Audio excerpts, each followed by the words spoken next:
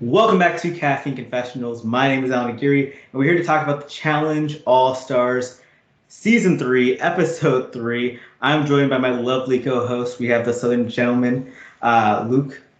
What's up, guys? And we have the vivacious Vermontian, Zoe. Oh, wow. Hey, everyone. We got another episode of Challenge All-Stars, and it continues to keep the pace. Good music, good daily challenges, good eliminations, some good drama, some good personalities. A lot coming at us. How are you guys feeling? Feeling good. I'm liking it all so far. I loved it. Keep it rolling. Keep it coming. The challenge world, this season is really, it's taking a firm grasp on everything because, there's stuff about maybe season 38 coming along the line. There's the Challenge CBS show, and there's all that in the background, but no, it's really what's going on in front of us right now is the premier challenge show, and each episode just keeps up the quality to keep our interest, whether it's on social media or on the show itself. Yeah, every time they walk into that house, I'm like, oh my God, this is what it's supposed to be. Like this, no bunkers, no weird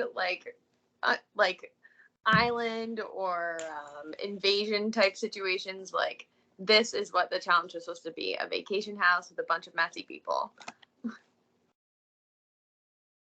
They opened the episode with some basically alliance and political talk where we see Kayla, Tina, Veronica, Jemmy all together, and they announced their alliance. It's called the Treetop, or the Treehouse, my bad, the Treehouse. I'm thinking about the apple juice. The Treehouse is those names I said, plus Ronnie, plus Derek, and plus Sylvia. So it looks like the Kayla and Sylvia, the new gen girls, linking up with the OG Mean Girls. Jemmy's kind of like the tether between them. Ronnie's the wild card, and then Derek, he lives in the room. Exactly. He got there on accident. He's just happy to be there. It reminded me of when they have the heist movies, and you have the janitor accidentally walk in the room while people are planning the heist, so now they have to include the janitor in the heist. That's what Derek is with the treehouse. Yeah. Although all throughout the episode they kept talking about the treehouse so openly in front of people. I'm like, what? Derek in the daily was like, come on, treehouse. And I'm like, this isn't a secret? I mean, I guess they're not really acting like it, though, are they? They're very out in the open with it. Yeah, that's true.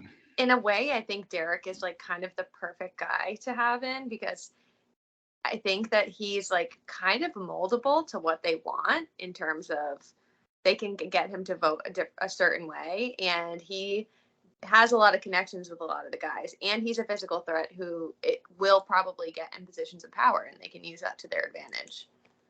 He's an all-time soldier in an alliance. He's not the leader, he's the soldier. He can fit this role well for them. And there is also the element of the treehouse has 6 of the 10 girls, or at least at the beginning of the episode, they have 6 of the 10 girls. So they can be open about it because they know they have the numbers. They just do. It's just a fact. So I think that is kind of the more blatant aspect to it as a whole. If it was 3 of them, they'd probably try to keep it more low key. But because they have the majority, they're telling everyone because they want them to know they have power in this game. They're playing to win for each other. And I think when you are a bit more vocal with it, it leads to, I think, more alliance cohesion. Yeah, no need to be secretive and someone tell someone else something else in private and words get twisted. They can just exist. And think of all those girls' personalities. That is their MO. That is how they roll. They are on brand. We also see Nehemiah, who's dealing with the loss of Latarian and Melinda, his 2 most loyal allies. He mentions Wes is my number 1 guy, but I can't say they're my most trustworthy ally. And also, if we talk to each other, people will target us and throw us in against each other. Nehemiah was a really interesting under the radar character in this episode. I have some thoughts, but they're not really formulated. But my brain's moving and thinking. Yeah, it's just funny that Wes is on Nehemiah's mind as far as working with that person, but Wes is not looking out for the interests of Nehemiah. He's looking out for the interest of Wes. Always.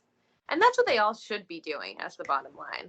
That's the name of the game. So I have to respect that.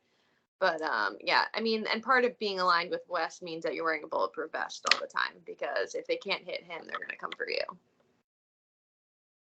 We also see Jonna and MJ.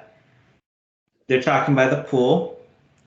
They've gotten extremely close, according to people. Extremely close. You know, there are those rumors, in case you've been living under a rock, that, you know, they hooked up for a little bit after, you know, All-Stars 2. Although Jonna seems to be perfectly happy with her husband now, which good for her. Things can change, but like it definitely seems like on this season they were continuing whatever happened after All-Stars 2. And they're just skirting around the fact.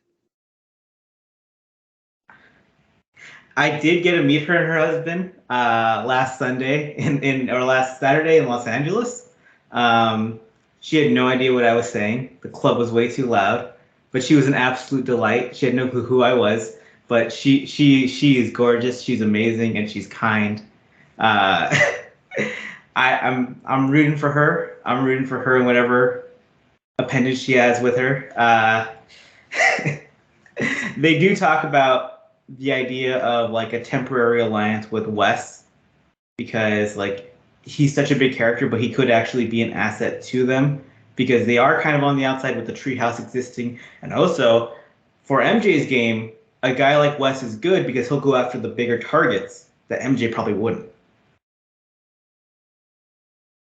Yeah, and she makes the comment, "You'll be making a deal with the devil," and then she says, "But you've already made a deal with the devil," and winks.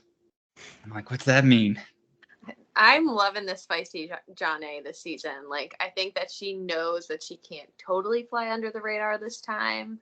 And I think she's just kind of owning her power a little bit, which is such a good look on her. I agree. I think this is the way that a returning winner should act. Like, she's not being up in people's faces about like, "Oh, I'm the winner." But in her confessionals, she's like, "Okay, I have to act like I know what I'm doing, because I do." She even makes the comment like, "The last time I played a game with Wes, I didn't know how to play this game, but now I do." And that needs to be taken into consideration. She called herself, like, she said she wasn't a good player, and I got defensive in her favor. I was like, yes, you were. Just because you're partnered with Zach Nichols, who treated you like garbage, does not mean you were a good player. You took Jasmine almost to the end of Rivals. Her and Nani did great together. She did great on seasons. Like, she was not a bad player. So, Jonna, I am speaking in your defense on your former self. You were not a bad player. You were either just surrounded by people that were not very good or a total jackass. And everyone knows what I'm talking about there. She lacked a bit of confidence. That was always like one of the big things too. And now that she has that confidence in herself, it's just a completely different person. And it's just awesome to see, because she really does hold herself in those confessionals like the badass she is. And oh my God, I mean, she's just, I'll go to bat for Jonna any day of the week. We then see a little date, a meeting of the minds between Wes and Yes. Yes tries to ask Wes what he should do with the sabotage. And I honestly took this moment as Yes actually trying to manipulate a bit.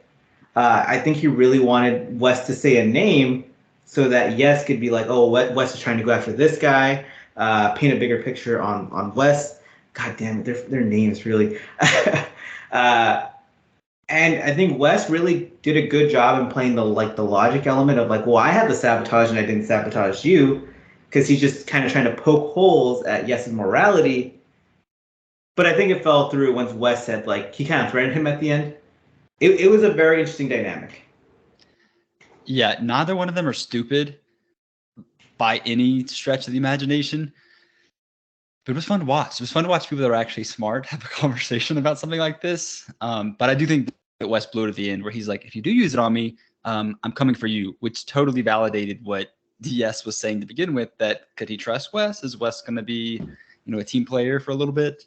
He's not. So yeah, and I think he totally blew it in the end because he justified Yes's decision, but I don't think Yes was falling for that at all. I think there's been too much murmuring around the house that I think Wes is threatened, especially by Jordan and Yes, because they're huge threats in a final, and I just think he knew where that was going. It was just great to watch, because Yes was so much like, he kind of was playing. They were kind of playing each other's game in that moment, and I really love the cursing of it, of the uncensored element of Wes just like dropping multiple profanity. Even Yes threw out a couple of threw out a shit or two. Like he we don't get that on MTV. Like when people curse, they just edit out the episode or they censor it to a point where it's unwatchable. We get these raw moments. There are so many conversations probably like this on the MTV seasons that just get taken off the editing floor. I think I could have done without Wes saying that he was gonna put him in his pot and stir him up and then shit him out though. I could have definitely done without that phrasing, I think. Yeah, the visuals there aren't the best. Not great, no. We get to the actual challenge. Yes uses the sabotage on Wes. He gets a 35-pound weighted vest. And can I just say about this, Twitter drama aside between those two right now, one thing I didn't like about this, Yes was it doesn't make sense but to use this on anyone but the original person who chose to sabotage someone else. As much as Wes is sneaky, he didn't choose to sabotage someone. That is something that came with his power. So Yes's rationale did not make any sense at all. It's not like Wes willingly chose to do anything. And he threw it at Jordan, not Yes. So I was like, not your best explanation. There is an argument that if Yes didn't want to use it on anyone, he just put it on himself. But he's not dumb enough to do that. So, I mean, there's a line of morality. Yeah. I think Jordan might have done it on himself just to show off that, but that's a completely different case. Kendal. Oh boy. I love Kendal, but it's becoming increasingly difficult to watch her play the game aspect of this show. She gets told, she thinks oh, well, how about I have all the women in the house? How about we all just show unity and I sabotage one of the biggest guys because it'll affect him the least. And so instead of using sabotage on any female, even though they all have an alliance that they're talking about out loud that I'm not a part of, I'm going to sabotage MJ. And that's a terrible decision because those women are going after you regardless. Putting it on MJ, it's not the fact that you get MJ angry, but it's the fact you get Jonna angry. One of the only people who's on your side and who really, we see her in those confessionals, she's got a lot of power to her. I don't want Jonna as an enemy in this game. And Kendal had such a useful scapegoat. Jordan said, just throw it on me. She had the perfect opportunity to be like, okay, thank you for making that easier for me. I respect that, Jordan. You can't say that she did anything wrong if she would have done that, but it was so random. I had two major trains of thought on this while I was watching it. And one was one, I'm not a doctor, but that is anxiety. That girl is the most anxious human being I've ever seen in my life. And as someone who gets that anxious, especially in a situation where there's serious conflict, she needed to have a plan going in. Her plan to make an on-the-spot decision was just not wise. She should have made up her mind before she got there. And just at a certain point, you have to let go and realize that you're going to ruffle some feathers. Please, Kendal, give yourself a pep talk if you are ever in this position again. Make that decision not on a whim. Make it beforehand and don't look people in the eye while you're making it, if that makes you feel better. And the other thing I was thinking was Kellyanne, your friend is a wild card here. You should have got her in line. The fact that Kellyanne didn't know what she was going to do when she showed up there, you are the person with more balls in this relationship. You should have had her make a plan. You should have made her figure it out because now your butt's on the line because she went rogue. Yeah, Kellyanne's face was pure shock. I was like, wait, she didn't know about this? It's actually insane. Kellyanne, come get your girl. Come get your girl. And today's episode of Kellyanne is Cracked. Oh, I met her this weekend, and she was an absolute delight. She was a sweetheart. She's no longer a vegetarian either. That's something I wanted to say. Very, very nice lady. Ah, so sweet. Should have got her girl though. God, it was honestly the worst possible move she could have made. I can't imagine a worse move she could have done. That's rough. Painful to watch. Yeah. It's just she's a good person too. That's why it's so hard. I get that secondhand angst. The daily challenge was a game of musical chairs. Players had to run into a mud pit that was pretty decently thick, especially near the end, where like really had to lift your legs up, get some explosiveness going. Grab a ball, take it to a goal line slash endpoint. The people who end up ballless in certain rounds get eliminated time at a time. The women's heat goes, and the only woman who doesn't get a ball in the first heat gets eliminated. It comes down to Veronica and Kendal, two shortest girls in the house. Makes sense. Little legs, hard to get through the mud. Kendal gets a ball, and then slowly but surely wrestles her way to the finish line. Veronica ends up in elimination. What do you guys think? The MMA fan in me really wanted Veronica to make Kendal carry her weight. I was like, I think she was being too nice. Like, she kept kind of like letting her get up and then like grabbing her again. And I'm like, girlfriend, lay on top of her. Like, make her carry your weight all the way down, exhaust her until you can knock that ball out of her hands. Like, there's a good chance Kendal still wins because she's scrappy and she's fast. But, I just wanted to see her get a little more mean. Yeah, and I wouldn't wish this type of anxiety on someone, but I do think if Kendal had gotten last and was for sure going to elimination, like we would have seen lots of fear and irrational decisions and good TV. The Veronica last place outcome does upset the treehouse because this means they can't force a Kendal versus Kellyanne elimination. So as the game goes on, though, the next heats, we see the treehouse really come into full force as an alliance in this challenge, where you have Kayla handing balls off to Sylvia. You got Jemmy throwing a ball to Sylvia. You got people tackling each other to eliminate certain people. The 5 women in the final heat end up being Kayla, Sylvia, Kellyanne, Jonna, and Tina. Yeah. In the last heat, Sylvia and Kayla are just handing balls off to each other. Kayla gets the win. First place finish for her second authority of the season. You have Jonna, who just comes in and just Jonna just killed this whole challenge. Really, she didn't have any alliances. She just thrived by herself. Last authority spot, though, it comes down to Sylvia, Kellyanne, and Tina. And Tina's just like, all right, I'm just going to tackle Kellyanne and put her down so Sylvia can get the win. Sylvia's second authority. Kellyanne is pissed, though, because she's getting tackled. She's getting squashed. Didn't even get a chance for the ball. And I understand her frustration. I don't, because it's like, what did you expect to happen? It doesn't matter what the challenge is.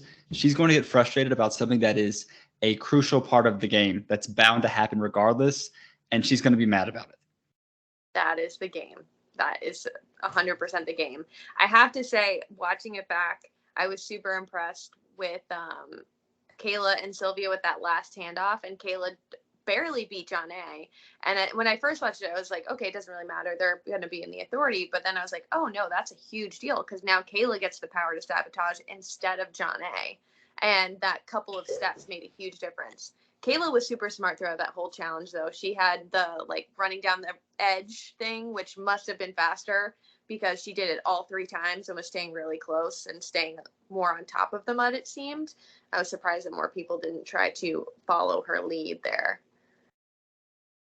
There is someone in the men's heat who I think did the same. Yeah.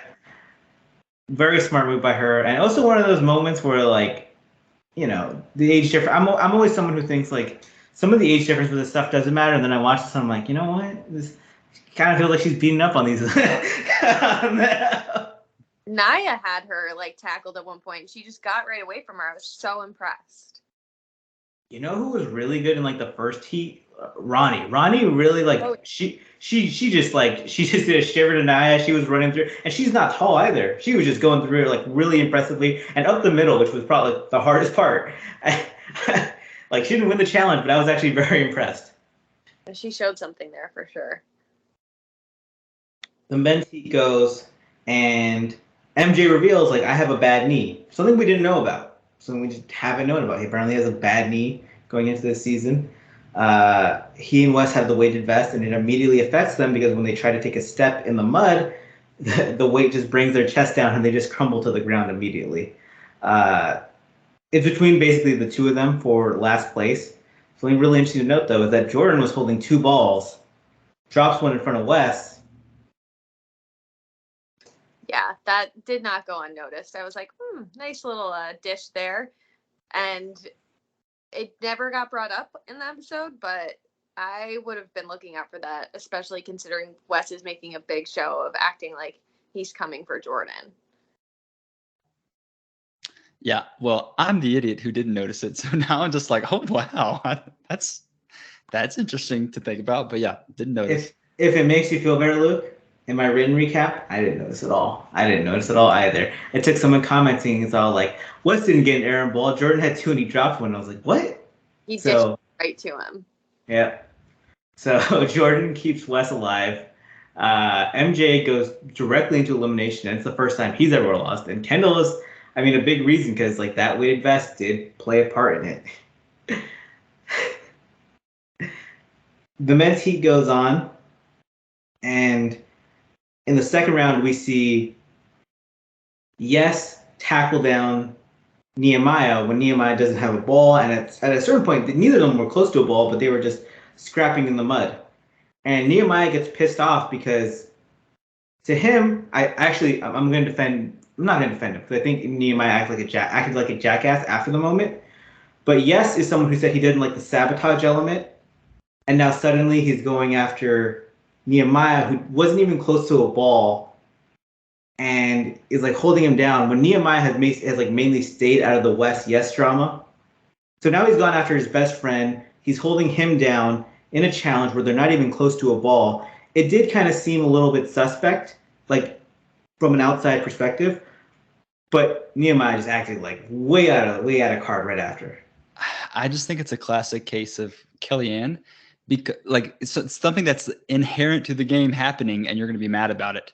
Now, with his perception of how things went between Yes and Wes, he probably did feel like it was personal. But even if it were, like, feud aside, they've still got to get a ball and get back. So what did you expect to happen? It's the main thing is that at a certain point the ball wasn't even there anymore and they were still going. Right, but like not that many people to get it, and maybe he just thought, I can take on Nehemiah. Yeah, I didn't see it as something malicious, and maybe I'm just like being naive. I just think like he was just like, oh, I want to get this person out of the way. I don't know. I think Nehemiah blew it so far out of proportion. He was just being so extra. I was like, that's the name of this game, especially a challenge like this. People they just get like very physical, and they're ready to take down anyone who's in their way in any capacity. So I don't know where the ball was at that moment. Maybe he was just going to take him down and then try and hope he got stuck in the mud a little bit before he got in on the action. Regardless of what it was, that was just like, it was too much. It was much too much. Yeah, I tried to watch them like back in the moment because I don't think it was malicious at all. I think Yes was just like really just playing the game. But at a certain point, like the ball had moved really far away from them, and they were still going in the same spot with no ball in play. And at that point, you're just like, dude, let's go after the ball right now. Let's do that. Because like if not, this is actually starting to begin to feel personal. It wasn't, but I can get like when you put everything together in context, it just feels like a coincidence for him in that moment. I get it. Yeah, they all actually ended up getting eliminated that heat though. Yeah, it was like, okay. Yeah, Yes, Nehemiah, Wes, Darrell, like, because Yes and Darrell are also best friends in this house too, so like they actually all get knocked out. Syrus and Mark go into that final heat, and they just can't keep up with the younger guys. Jordan kills them. Brad just destroys this challenge. He's the overall winner. He's just, oh my god. Brad was so impressive. Like, does he have webbed feet? Like, what's going on here? Because he was just insane. Because I expected Jordan to crush it, because they were all talking about how in one of those like Paramount clips talking about how fast Jordan is, how he's the fastest person on the show, and yada yada yada. But Brad, oh my god.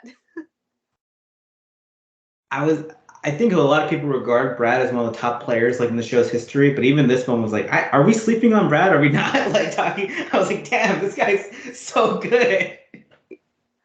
Yeah, I think if Brad were smarter, I'm not saying he's dumb, but if Brad were smarter, we might hold him in higher regards. He's just definitely had his moments where it's been like, oh yeah, he's an idiot. Like, oh my, I'm sorry. I just was expecting something way bigger. And then what? I mean, like the whole the like the head tattoo and the relationship with Brittany and just generally like the way his eyes are always popping all the way out of his head. He does not present as someone very intelligent. and to add to that, I think someone's Twitter, as unfortunate as it may seem, can really be a detriment to their legacy. And he's had some real humdingers, some real bad tweets. God, this started off so positive for him and just went real downhill. But okay, so we're sleeping on Brad. Brad, you are better at this game of musical chairs than you probably were as a DJ. Get it, buddy. You're killing it. I like Brad. He also made sure to go through the sides like Kayla did, like you mentioned. Really smart. And I want to say like Jordan was actually beating him in that final heat, but he was running so fast, the ball slipped back out of his hands, but he still managed to go backwards and just make a U-turn and literally still zoom around Syrus and Mark to win. Derek also gets the win, his first authority, Jordan second, and Brad second. So our winners are Brad, Jordan, Derek, Kayla, Sylvia, and Jonna. That's our authority. Beautiful authority. Yeah, I love it. We move into the house life element, and we have a 70s party. It was fun. Kelly has looked all season. Best Agree. Kelly. She looked so good. Kellyanne, put that wig back on. Wear clothes from a different era. That's your look, sis. She looked like how she was dressing on the ruins, actually, like a little bit. Because I remember she had that little hippie headband back in the day. Mm-hmm. She looked good. Brad looked a bit like Charles Manson. A little too much. The party actually wasn't much of a party for long because it immediately just evolved into a lot of politicking. And we had the Kendal confessional where she was like, I just feel like people like Wes and Kayla are changing the way this game is played. And I'm like, this is good. All-Stars being brought back was nostalgic, but you can't live on nostalgia forever. So I'm glad that it's taking a bit of a turn into strategy and scheming. Now, is the 70s party night really the night to do it? Maybe not, but it's a different element that we've not seen. And the reason 70s party wasn't fun is because Tyler wasn't there, guys. He tried. He tried to warn everyone. They didn't listen. Tyler should have been there, and it all would have been fine. Yeah, and I saw Allan tweet about this, so I'm not going to take credit, but he was just essentially like, Kayla's soundbite about being like, I don't know what the 70s were like. Maybe I should ask my parents or Mark Long. She is so feeding into the fact that so many people hate that she's on this all-star show, and I love it. I love it. She's putting the knife in their OG heart and just like turning it. She's just getting into them, and it's just like, it's fantastic. She's elevating everyone else on this show. Like she's making like people like really care about Kellyanne and Kendal because like they're the most sympathizable babyface because like, ooh, this mean, young girls come and ruining our OG show. And if you like Kayla, you're like, this is a boss. She's cutthroat. And oh my, it's just like, it makes everyone else better. I love it. And she's doing well. Like, it's not like she's just there causing drama. She's doing well. She's so funny. Like, on the all these moments that she's having, I'm just like, that's a gif. That's a gif. That's a gif. I'm like, she's crushing it. There are just so many people on this show right now who are really like being so dynamic and polarizing that they're making other people like more impressive to watch, and it's just really it's making people have like very strong opinions in a good way. Like there's just so much apathy when it comes to the main show, whereas like this show, like you could genuinely say like Nehemiah's one of your favorite people, and like 80% of people will be angry, but then there's like a 20% it's like, no, I agree with that. And like there's so many people like that in the show right now. It's great to see. Then you have like Wes, who's just politicking. He goes up to Jordan. He's like, we got to throw yes into elimination. Jordan agrees. He's like, actually, like we haven't, like I actually fully agree. Like he's never been in elimination. He's a big threat. Let's do it. It's not just them though. Brad talks about it. Mark talks about it. And Wes is being painted as the guy that's really anti-yes, but a lot of other people are really scared of him, and they're co-signing it. And I think too, like, I don't think that yes is being inauthentic, but I do think when someone is so good as a person, it's grating, and the fact that like, well, no one's ever going to want to put you in because you are a good person. So let's just go ahead and, cut the head off. Well, you have to remember too, like Veronica, he's really close with. Jemmy, he's really close with, and they have a lot of pull in the treehouse. So he's got a ton of protection from the girls. And I think he put the fear of God in those guys by beating Darrell in a final. There's also probably just a jealousy element too of like all the women, like he has like all the women in his pocket for a good reason because he's a good person that they want to be. I mean, yeah, exactly. He has to be in his pocket. I would be in any pocket. I don't care. Just give me the pocket. I'm in. It's exact reason, but it's like yes is really one of those reasons where it's like I don't even want to say it. Never mind. But you just there are always those crazy like voting bills where you're like, who's voting no on this? And it's just like you see Mark and Brad and Jordan's name co-signing it as like Wes is the crazy politician. Like, no, we actually do politically agree with this move. We don't agree with the person, but we agree with the with the movement. Yeah. And they're happy to let Wes kind of get his hands dirty with that move too. He says the things that a lot of them are afraid to do. There is the scene though with Jonna and Wes where Johnny's like, Wes, you got to win to make these moves. And I have to say, like, she at the '70s party just looked like how she was in 2014. Like that was an exact outfit I'm pretty sure I've seen her wear. Yeah, I watched her casting tape earlier today that they had on, I think they posted on their Facebook page. Did we lose Luke again today? Is that what's going on? Oh my God, did we? He looked so bored by what we were talking about. We did. We'll get him back in a second. Honestly, this is one of the best recurring gags in the podcast at this point. Like people will know it as the natural like part of the podcast to where they kind of check out for a second, go grab a snack the moment Luke drops out of the pod. Oh, Luke's back. Luke's back. All right. We didn't talk about anything while you were gone this time, so you're good. Yeah, I was quick with it. So sorry. I guess my computer just won't let me go longer than 30 minutes. You look a lot more clear and beautiful now, though. Like honestly, Well, like you were getting a little blurry there at the end. You look great, man. Thank you. I'm back. The comment. I mean, I'm right. It comes down. I was like, damn. When Luke comes back in the second half, god damn, what a man. Don't call it a comeback. Anyways. Yeah. How do you think about Johnny's '70s party look? Loved it. And you were just talking about Wes. I loved that she said when Wes was really trying to like convince her. Did you guys just say this? If so, I'm sorry.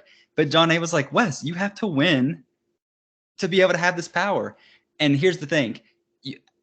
Yes, we get that because they're seasoned people. But it made me think about the main show and how Wes like plays with rookies and stuff like that. They feel like they're so indebted to him that they have to do that. When realistically, if you have the power, it is your power. You do not owe anything to anyone.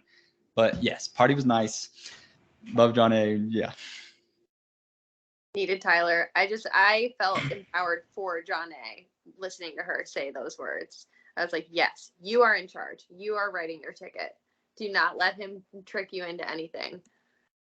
They just need to like cancel Tyler as a competitor, bring him on as the bartender, like they do in Bachelor in Paradise. Oh my God, that's such a good idea. We then, after the party though, there's some like real sadness because Tina has a broken hand. I mean, she's a big dynamic character. She got some redemption by winning an elimination. And her exiting the game this way is like, it's a big loss from a personality standpoint, but also she had 3 stars. And now, like those 3 stars that could have been won by a different woman are out of the game. And I don't know if we're ever going to find out what the full powers of them are now, because like that's a lot of stars just to lose. It's like a quarter of them just off the board now. Yeah, I wish they'd just tell us, but I'm sad to see her go because I don't think she has a shot at, or she would have had a shot at winning the entire thing, but she definitely could have been like a key figure in getting one of her friends there. Because we even saw in the daily challenge, like she wasn't going to get in the authority, but if she weren't there, Kellyanne probably would have. She's the pit bull that the treehouse needs in a way, and I'm a little worried for them losing her. And she also is a big like shield for them because I think there's a lot of people that would rather face her in certain eliminations than the rest of them. And I just love her. I love her so much. She's so funny. Her confessionals are the best, and I'm just really worried that they're gonna get replaced with Derek confessionals, which makes me a little sad. Cause like she's the best. Truly the best. Yeah, and I feel like on any other situation, they'd be replaced by Jimmy, but Jemmy, also out. Family issues, family emergency, and it's a bad way to go down because, like I said it before the season, I truly think that as long as Jemmy didn't finish in last place in a daily challenge, she had the social connections to guarantee herself a spot in the final. I don't know if she could win, probably not, but she was probably going to go to that final as long as she didn't come in last. It's two people off the board like that. Veronica loses her two closest allies literally in that moment, and it does kind of make you wonder, like, what is the stability of the treehouse a bit now? I mean, like, because Veronica's tether to Sylvia and Kayla was Jemmy. Now that that's gone, will they see her as much of an asset? I don't know. I think they'll see her as an asset for a long time because now the numbers are a lot more even, so they're not about to feed her to the wolves. But it definitely makes it a little less sturdy than it was before. yeah, and it makes me laugh because I rewatched Dirty 30 this weekend, and Kayla and Veronica did not like each other like at all. And now they're like, oh wait, because of the numbers in the situation, we have to actually be close. Because you just said Tina's a little bit of a buffer, Jimmy's definitely the ultimate buffer. But now it's like, oh no, we got to work together. And I'm really bummed to see Jimmy leave because I really feel like she could have had a standout season maybe as it got closer with Sylvia and Kayla. It's just kind of like the younger girls who can actually do certain things. But I get why she'd leave. I feel like if it were closer to the final, she'd be like, okay, I'm going to stay here for my dad. But there's so many more episodes left. Like, she made the right decision, in my opinion. Yeah, my heart hurt for her. But this conversation also reminded me that Jemmy is 100% where Kendal's sabotage should have gone, because Jemmy has multiple times been very shady towards Kendal online, and there was nothing that could have changed that. So I'm glad that we had this conversation because that is absolutely where it should have gone. Mm-hmm. So. Whew, boy. We do get a deliberation, and I call this like a fake deliberation because the treehouse knew what they were doing going in. Jordan did go to bat for Syrus because he's like, well, Syrus has been putting in work in the challenges. He came in the best shape of his life. I don't think he deserves to go in. And I thought it was a very honorable cause because Syrus has been trying his best, and I appreciate it. But MJ wanted Syrus, and the treehouse did not want yes in elimination. And with Jonna being the other number in there, they just decide Syrus is going in. On the female side, well, they're like, Kendal's going in for sure because what she did to MJ as well, and because they view her as a threat in the final. And, Syrus, yeah. Well, I was gonna say, and if I was Veronica, looking at how Kendal reacts under pressure sometimes, that she's exactly who I would want in elimination. Granted, you got to watch out because she's a physical beast, but I would be unleashing psychological warfare on her leading up into that. It would probably be so easy to do. Like, seriously. I hate to say it because I do like Kendal. I think she's a great person, but you could really get in her head in bad ways. Yeah. And nobody's better at like really just being mentally fierce than Veronica. She's just like, she knows what she can do and what she can't do, and she just cuts through from there. She's impressive. Luckily for these two females, though, because of the two DQs, there is no female elimination, which means we're still not good. I mean, we haven't gotten a female elimination since Cynthia and Tina. I do want to add, though, because we did talk about this before we recorded this. After the deliberation and they went and told Kendal that she was going in, there was the weirdest reaction from that, where she was like, these younger all-star girls don't realize what it's like to have a family and kids and to put your whole life on the line.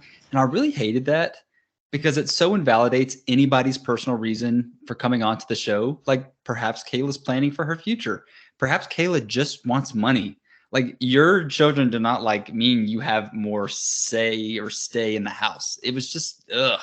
Kayla's newly married, like like Sylvia said, she's with someone, she has a stepson at home, like they have lives too, just because like it rubbed me the wrong way too. I didn't love it. And it was like the All-Stars version of Know Your Role to me. And it felt weird coming from Kendal. And I love that when Kendal was like, so do I just come for you now? And Kayla's like, that's what you got to do it. And That's the it's game. just like not phased at all. She's like, yeah, like go for it. Obviously I don't want you to, but like you got to do what you got to do. Do you guys know what a toast sandwich is? Mm-mm. It's a meal in the UK. It's you get a slice of toast like out of the toaster, and then you butter it, and then you put it between two regular pieces of bread, and you eat it. They eat that in the UK. So Kayla needs this money more than anyone. I'm gonna be real with you guys. It's a lot of like she needs a lot of like wet weather gear, which she's not accustomed to. She grew up in Florida and then was living in Vegas, and she needs like raincoat, rain boots, and like vacations to keep her soul warm because it's so miserable and rainy. I loved how Kayla handled that though. I know Zoe just said it, but I just think, I mean, let's be real. We saw Kayla on Total Madness. That wasn't that long ago, but I do think her being with Sam has really changed her as a person for the better. Not that she was bad before, but like she's got her head on straight. Like even with Kendal reacting the way that she did, Kayla was still just stoic. And, this is part of this game that we agreed to play. But I also think this goes to show like Kendal only played one actual season of the challenge. Like she does not fully comprehend this gameplay. And the first two seasons of All-Star, she didn't really have to get that messy. There were times, of course, where people were mad at her. But like this is the first time she actually feels like, oh, wait, I'm attacked by a large portion of the house and I might not make it that far. And it shows her experience, I guess. The female cast of the season is also just so much physically stronger and savvy than the previous two All-Star seasons where like Kendal wasn't playing the game well, but she was like head and shoulders above a lot of people. Now in this game, I'm not saying she's average, it's just that everyone else is like on her level. And that's what makes it really tough. And man, Kayla, like these OGs, they all look so amazing. They all look so gorgeous. Some of them look better than they did 20 years ago.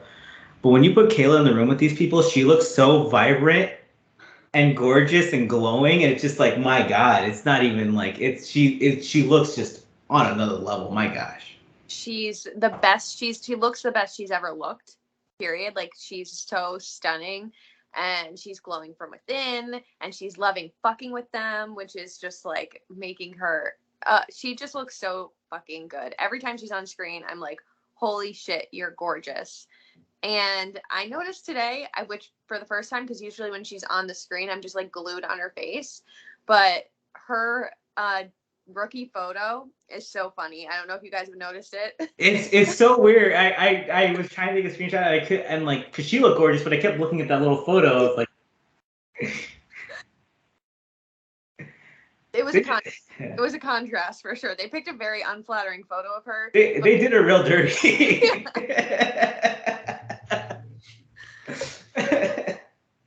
Oh boy. We get to the Elimination Arena finally. It's MJ versus Syrus. The players have to toss giant weighted bags in a bucket overhead. They're inside a jail cell.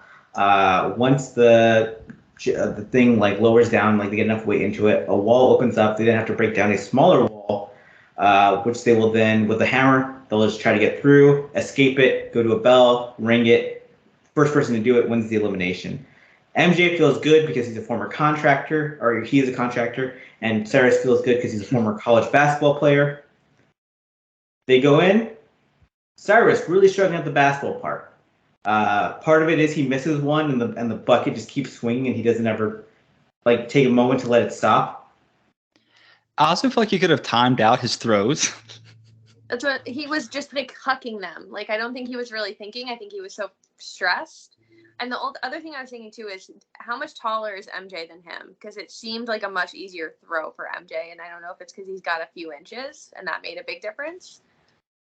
We're talking like 6'1" versus like 6'3", 6'4". But I will say, like, even though MJ was the one with the bad knee, Syrus didn't really have many legs. He just had no lift in his shot. Old age. I get it.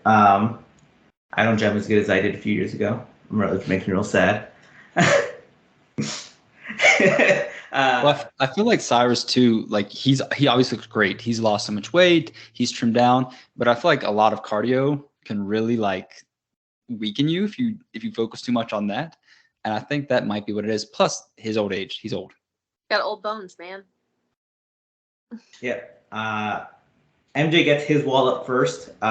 He goes to hammer, and he's focused on like, doing the tiny little efficient hammer so he could eventually break one big hole for him just to go easily through.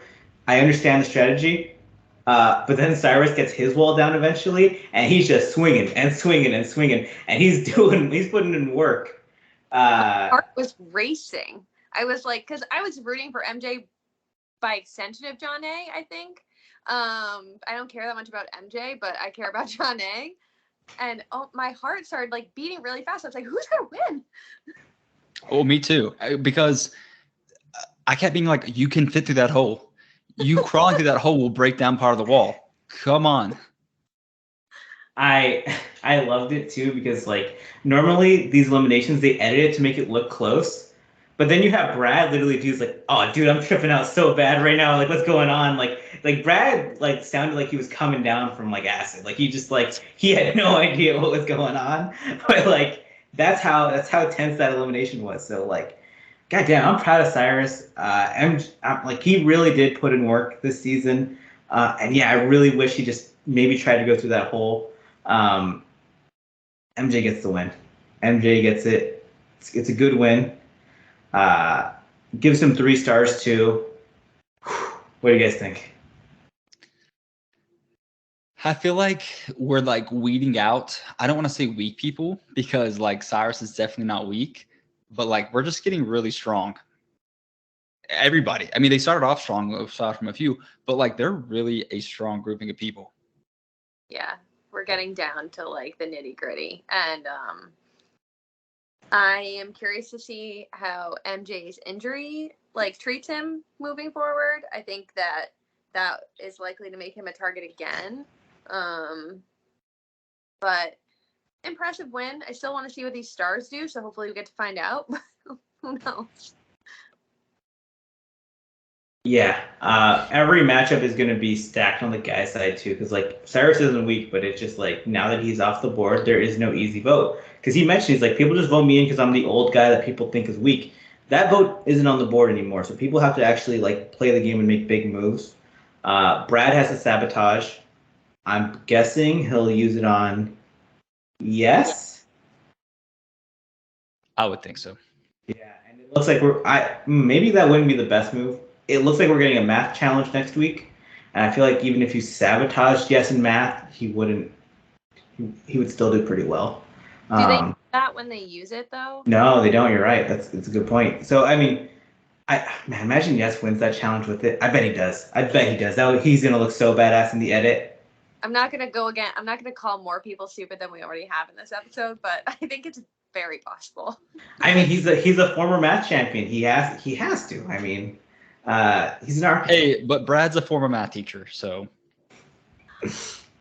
Who was he teaching? I need receipts here. I really do. He was a substitute teacher who sometimes subbed in a math class. That doesn't count. Right. I can assure you that doesn't count. I'm curious though if, oh my God, well, I just had a thought. If Kayla just sabotages Kendal and says, you skated by through the elimination that having to go in, so I'm going to throw this on you. That'd be a perfect rationale. It would totally throw Kendal for a loop too. Like she wouldn't know what to do. I mean, I'm fine with Kendal or Kellyanne. I love to see a cracked Kellyanne, so I'm kind of rooting for that, honestly. Yeah, for sure. Yeah. I would probably use it on Kendal because I think Kellyanne is less likely to do well in this challenge anyway without it. It's not me being challenge. Yeah, that's true. I mean, they see they're going to be on like heights at least, so it's like I've seen Kellyanne be a little bit frantic. Yeah. We also get teased that there's going to be a girl coming next episode to take the place of To the Left. Who's your ideal girl to enter? Like if you had to pick one. Marie. Only because I feel like she would mesh so well in with like the Kayla, maybe not Sylvia. Well, Jimmy's gone too, so maybe not Marie. But I guess selfishly Marie, just because she is cracked, and I feel like her cracked versus the Kendal and Kellyanne cracked would be like. And a Marie Brad reunion. Ooh, yeah, that'd be good. Allan, Sorry. what about you? I tried to think what would be the dumbest name I could say. But I'm actually, there's a name like I would genuinely, like I would go crazy if it happened. Mandy Moyer would be like my dream person. Like I just love Mandy Moyer for no reason. Like she, like I went through like Rivals 1 in detail, and I was like, people don't give her enough credit for being so cracked the entire season. Like she was just on another level. Like she was so funny. She was so. Oh my god, I miss Mandy Moore, and she came back. I think I heard she had a call for All Stars 3 at one point, but like didn't cast her. God, if she came back, I would be like throwing a parade of one. I think you cannot reference All-Star women without Coral. That is like #1 dream cast in perpetuity. I want her to pay what I want Paramount to pay whatever they're paying 10 people on this cast to Coral to get her back on my TV. That is just the dream for me. I don't even care if she doesn't have super connections with anyone on this cast. That is the dream. They could rig for her to make the money work. Like, she's Please. good TV.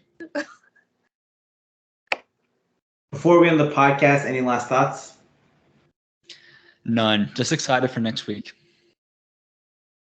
Yeah, I'm really interested to see how these sabotages go, and I'm hoping that I get to look at Yes's beautiful face for as long as possible. That's been Caffeine Confessionals. Make sure to follow us on Instagram, Caffeine Confessionals Podcast, on Twitter at CF Confessionals. Follow Luke on Twitter at Final Reckoning, Zoe on Twitter at Nani Gonzalez, me on Twitter at the Allan and Luke. Have a great day. Just have a great week, if anything.